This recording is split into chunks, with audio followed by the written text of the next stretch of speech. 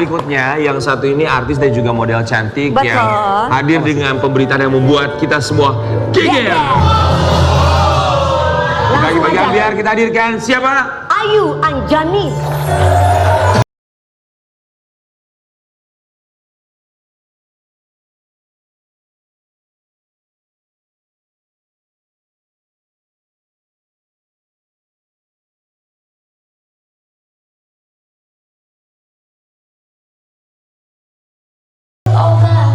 Bagi Ambiar, ini dia Ayu Anjani. Terima kasih banyak sudah hadir di sini. Sehat ya? Alhamdulillah. Kita berempat mengucapkan terima kasih. Sudah menyempatkan waktunya datang ke sini. Terima kasih juga udah ngundang. Ayu Anjani, kita ingat beberapa waktu yang lalu kabar dari keluarga kamu bahwa ibu dan juga adik kamu meninggal dunia dalam sebuah kecelakaan. Salah satu perahu ya, kapal ya, berada di Labuan Bajo ya. Ya. Kami semua di sini mengucapkan turut berbelasungkawa. Semoga diberikan ketabahan kesabaran. Tapi dari Ayu Anjani ada satu kabar lainnya. Kita juga mau kasih lihat buat Sobat Ambiar. Iya. Rasanya nggak mudah untuk seorang Ayu Anjani beberapa waktu belakangan ini ya. Bercerai, kemudian sebelumnya ibunda tercinta bersama dengan adik harus berpulang karena sebuah kecelakaan. Kalau kita boleh flashback lagi ke momen di saat Ayu Anjani kehilangan ibu dan juga adik tercinta, kronologisnya itu seperti apa yang Ayu Anjani ketahui? Karena kamu nggak ada di sana kan saat itu? Nggak ada. Kapal tenggelam itu ya. Itu gimana sih? Sebenarnya aku memang punya kapal di sana. Oh, memang punya kapal? Punya. Cuma pada saat itu kebetulan keluarga lagi naik kapal adekku. Nggak tahu kenapa, pokoknya harusnya tanggal 28 itu aku datang ke sana dan aku bilang, mereka kan tiba tanggal 27 kan.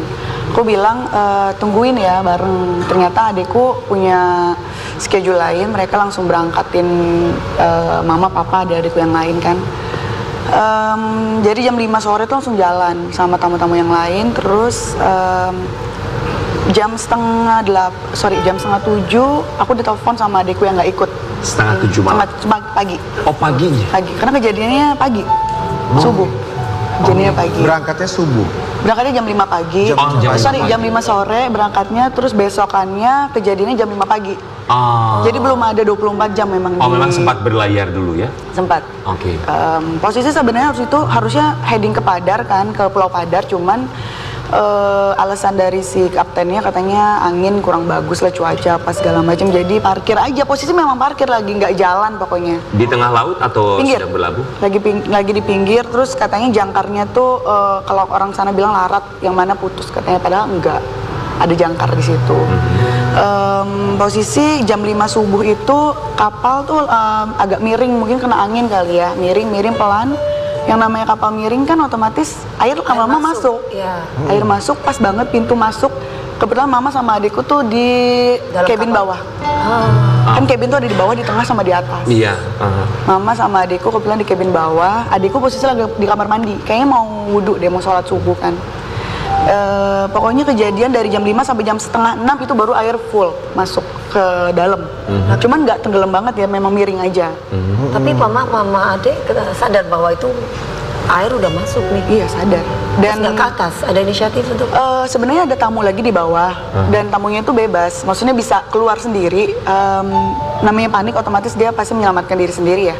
Tapi mamaku itu sebenarnya posisi pada saat itu bisa keluar, cuman kan adikku masih kekunci di dalam kamar mandi. Oh, ya Allah. Jadi tekanan dari dalam airnya itu tuh ada tekanan dari dalam sama luar, jadi nggak bisa Menyulitkan dibuka. untuk membuka pintu kamar mandi sampai akhirnya almarhumah mama kamu menunggu adik kamu, tapi air keburu masuk. Karena posisi waktu dievakuasi mamaku ada di lorong pintu keluar, adikku masih di dalam kamar mandi. Makanya adikku agak lama, 5 jam. Oke. Evakuasi. Korban yang meninggal dunia saat itu berapa orang? Hanya ibu sama adikku aja. Ayah kamu? Enggak papa. Papaku kebetulan ada di kamar dek tengah. Jadi selamat, sama adik-adikku yang lain ada di dek tengah.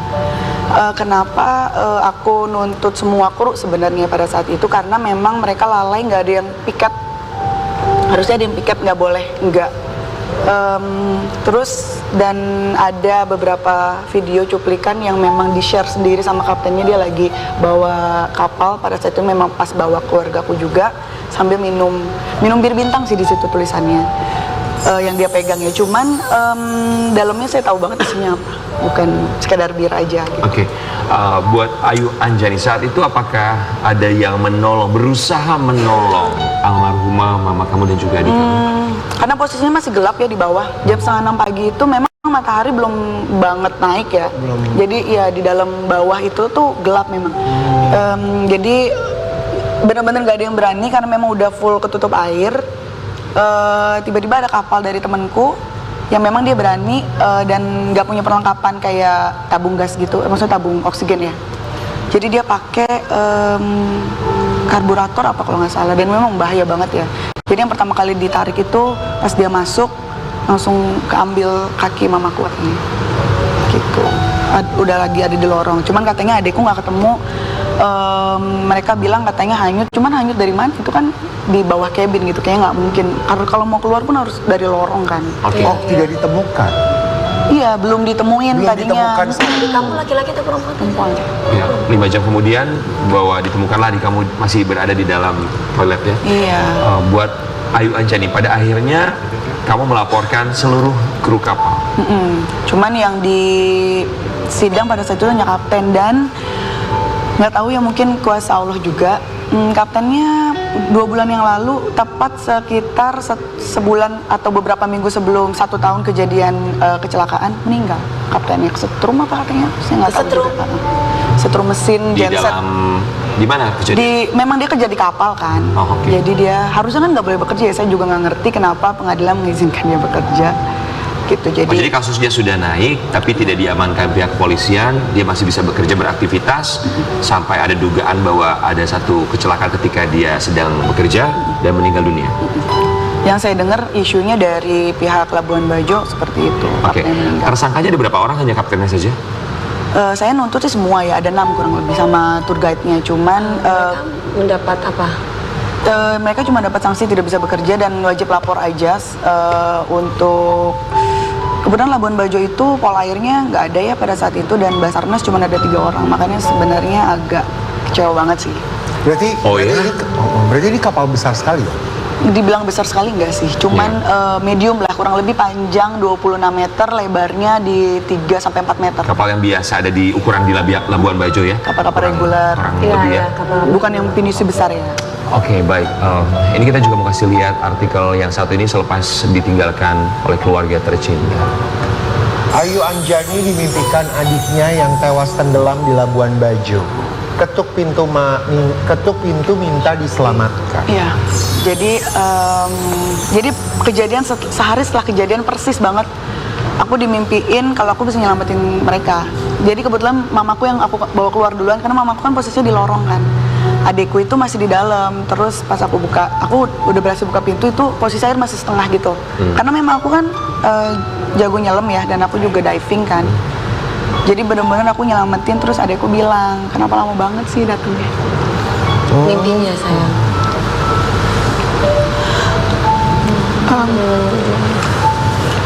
Habis itu sampai sekarang nggak pernah dimimpi lagi. Sampai sekarang aku nggak pernah mimpi dia lagi. Gitu. Itu udah setahun lebih ya. Iya. Itu terakhir. Mama nggak pernah dimimpi.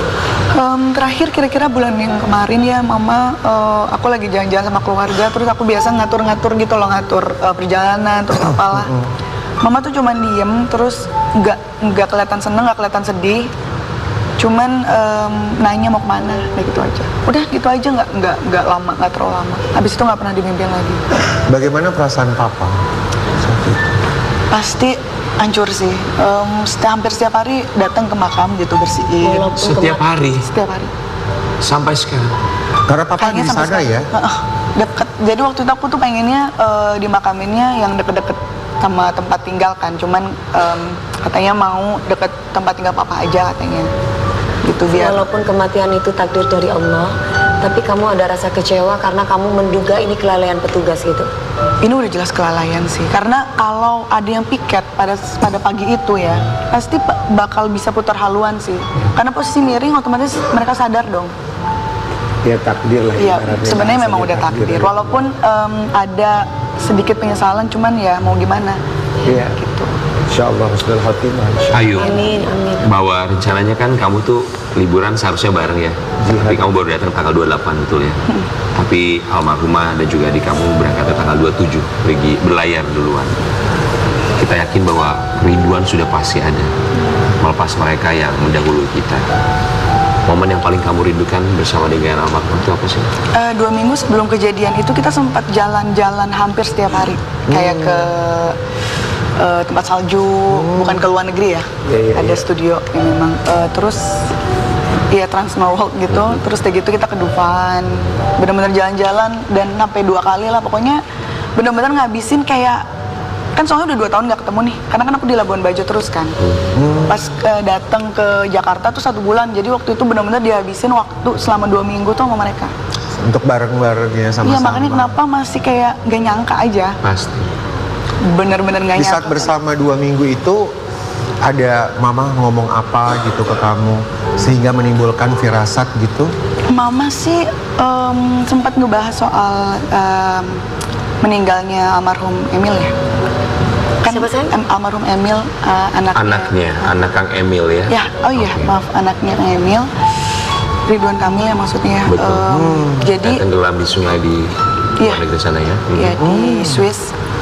Jadi kayak mama tuh berkali-kali kayak ngebahas gimana ya rasanya ya kalau ditinggalin seperti itu. Waduh, jadi orang tua pasti terpukul banget. Siapa sih orang tua yang mau memakamkan anaknya sendiri gitu kan? Pasti.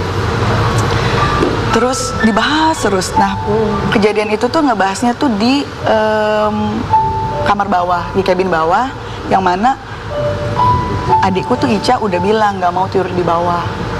Gitu. Nggak tahu kayak punya firasat mungkin adikku ya. Sampai jam 1:30 pagi tuh adikku masih ngirim-ngirimin TikTok gitu-gitu loh, kayak video-video gitu. Memang sering sih kita kirim-kiriman. Pagi-pagi aku dikabarin, awalnya aku dikabarin mama nggak ada. Aku pikir tuh karena jantung, kan kita kan harusnya nanjak ke Padar kan, trekking. Mungkin mama nggak kuat, pas dikasih tahu kapal miring, Ica belum ketemu, udah tuh aku di situ bener-bener Jadi pas mama kaget ya di situ ya. Mama pergi usia keadaannya. berapa sayang? 50 pas. 50. muda sekali. Masih muda sekali. Adekku 21, Kamu umur berapa sih? 32. Oh, Sekali lagi kita turut berduka cita, semoga kamu diberikan ketabahan dan juga kesabaran. Semangat ya sayang. Tapi ternyata dari Ayu Anjani sendiri ujian datang bertubi-tubi tidak berhenti. 4 bulan selepas kepergian dari almarhumah Mama dan dan adik. juga adik tercinta, ada juga yang harus dilalui oleh seorang Ayu Anjani. Kita mau kasih lihat yang satu ini. Perceraian antara Ayu Anjani 4 bulan selepas kepergian dari Mama dan juga adik tercinta. Ada postingan dari Ayu Anjani, dia capture ya. Ini ada postingan, ada pertanyaan dari netizen, Banyak kemudian kamu sebenarnya. capture ya. Kamu jawab dan kamu capture.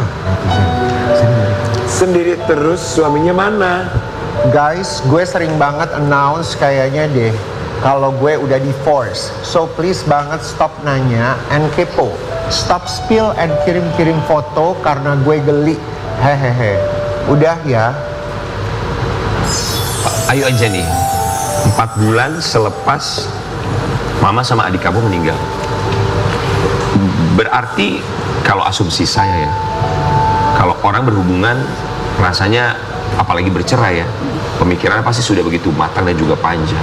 Apakah konflik yang begitu luar biasa antara kamu sama mantan suami ini terjadi sebelum kepergian Mama dan adik kamu, atau justru Atau sudah setelah setelahnya? mereka meninggal dunia? Sebenarnya kalau konflik pasti selalu ada dalam rumah tangga ya. Pasti.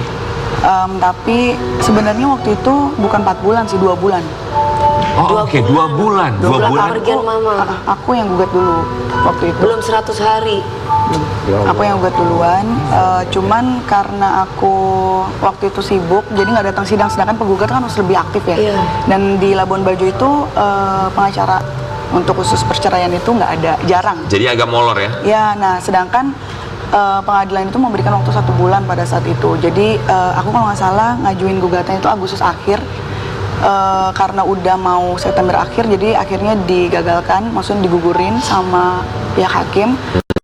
Terus kita udah ngobrol, sepakat akhirnya suami yang first take lah, kayak menggugat biar cepet Oke, apa alasan kamu menggugat cerai suami padahal kamu juga baru saja kehilangan mama dan juga adik kamu? Sebenarnya lebih ke aku tuh lagi di posisi depresi udah pasti lah ya. Biasa. Depresi pakai banget lah. Apalagi kejadiannya kan mendadak banget ya. Udah lama gak ketemu lagi kan. Aku kayak berpikir pindah ke Labuan Bajo itu adalah suatu perjuangan aku yang besar banget buat aku ya, karena jauh dari keluarga, jauh dari teman. Langkah besar ya. Iya. Aku ngerasa tolonglah pengertiannya. Aku cuman butuh temen, karena aku nggak punya temen ngobrol selain suami sendiri. Sedangkan dia jarang ada.